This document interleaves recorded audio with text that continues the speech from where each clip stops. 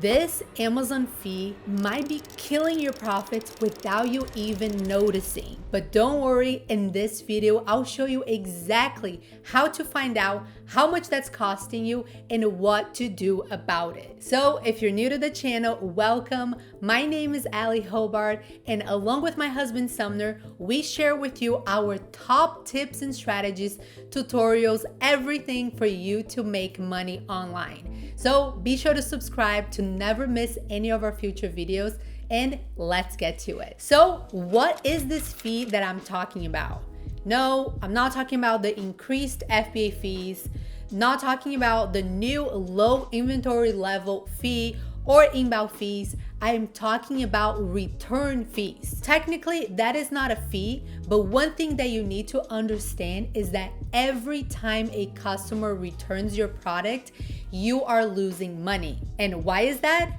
Let me show you exactly how that works. First things first, if you are a new seller, obviously you won't really know how much this is going to cost you because you've never sold this product, it's never been returned. But wait until the end of the video because I will be sharing some strategies on how to avoid or minimize returns as much as possible. But keep an eye out on your returns as soon as you start selling so you can start calculating and accounting for that. But one thing is certain, you need to have enough margin on your profit margins before you start selling to account for that. Yes, you can go to Amazon, you can download reports, filter by SKU and so on to figure out, but for sure, save time. The best tool that you can use for this is Helium 10 Profits. If you go to your Helium 10 account, go to the profits tool, then on the side menu, click on product performance.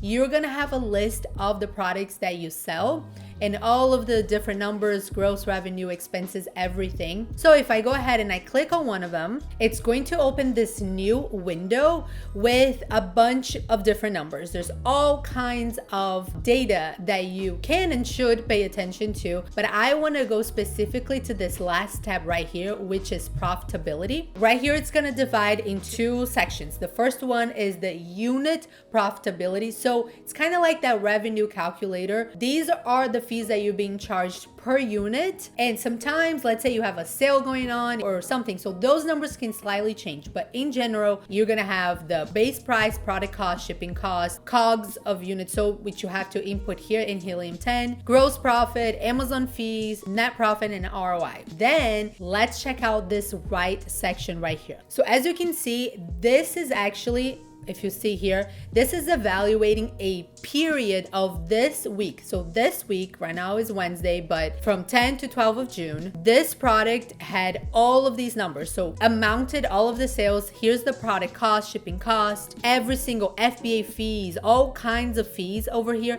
And right here, you're going to see refunds and reimbursements and promo value. Now, whenever you create a promotion, you should already account how much that's gonna cost you. So hopefully you are aware of that amount that counts in your net profit before you even create a promotion. But that you have control over. Refunds and returns, you have a lot less control over. Right here, you see that it's zero. Maybe you dismiss it, you're like, oh, okay, people are not returning. However, this is analyzing the past week. Let's go up over here and analyze this year.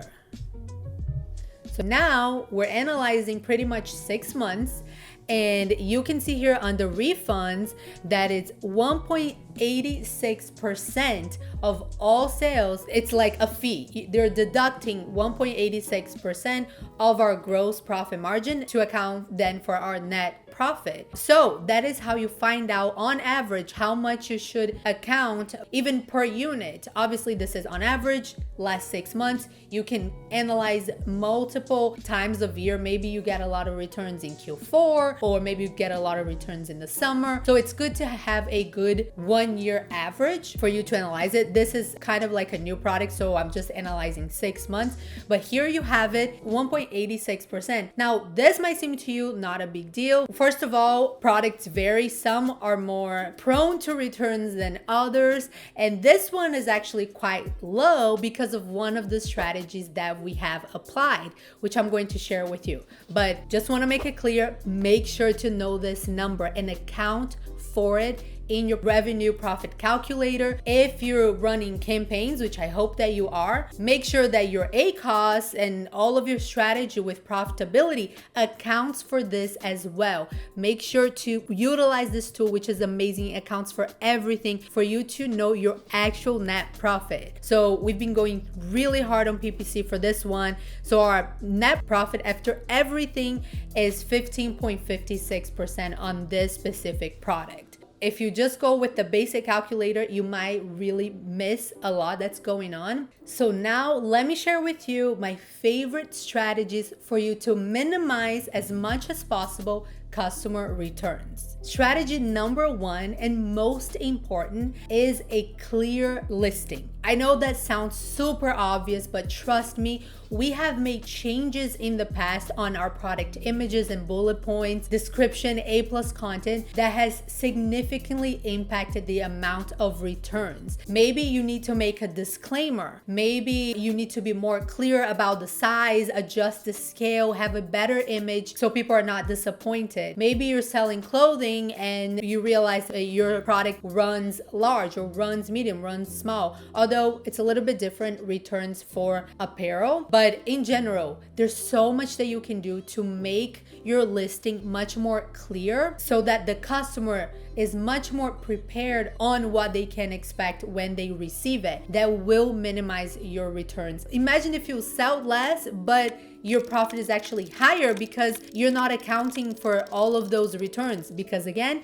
you lose money every time that a customer returns, or you lose some money for sure. Maybe you're not negative in profitability overall, but you are missing out as opposed to not having that return. That is strategy number one. Strategy number two is actually the customer experience when they receive your product. There are so many things that you can do, creative things that you can do to delight your customer, to have them really want to keep that product. It could be as simple as a creative product insert where you offer free things or additional things. It could be how you package it, but more on that soon. Or it could be offering an additional surprise gift, a little thing that you bundle with your product that they were not expecting, that will help them want to keep that product. That is strategy number two. Strategy number three, I kind of already alluded to, and that is all about packaging, specifically marketing your product as a gift. Obviously, this is not going to work with every single type of product, but that is what we did with that specific product, that our return percentage is 1.86 in the last 6 months, is we have been marketing this product as a gift. And a lot of times people are going to purchase that product and not even ship to themselves. They're gonna ship it directly to the person that they're gifting it to. That significantly reduces your return numbers. But of course,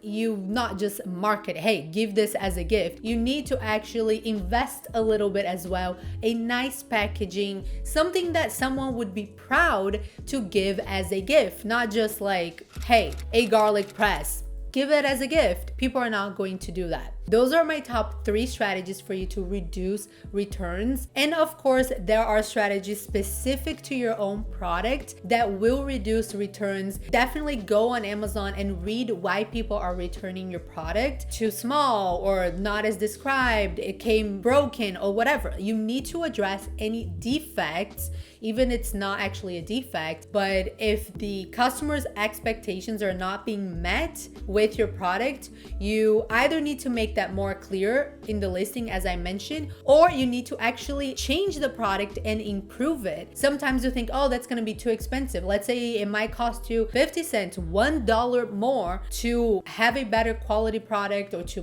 fix something, and you think that you're losing money by investing this extra dollar per unit, when that could save you thousands of dollars in return fees. So think about that, and I hope that you found this video helpful. If you have any questions, leave those in the comments below. And as always, thank you so much for watching. Be sure to check out our other playlists and videos here on the channel filled with tips and strategies for you. And I look forward to seeing you in future videos. Until then, bye.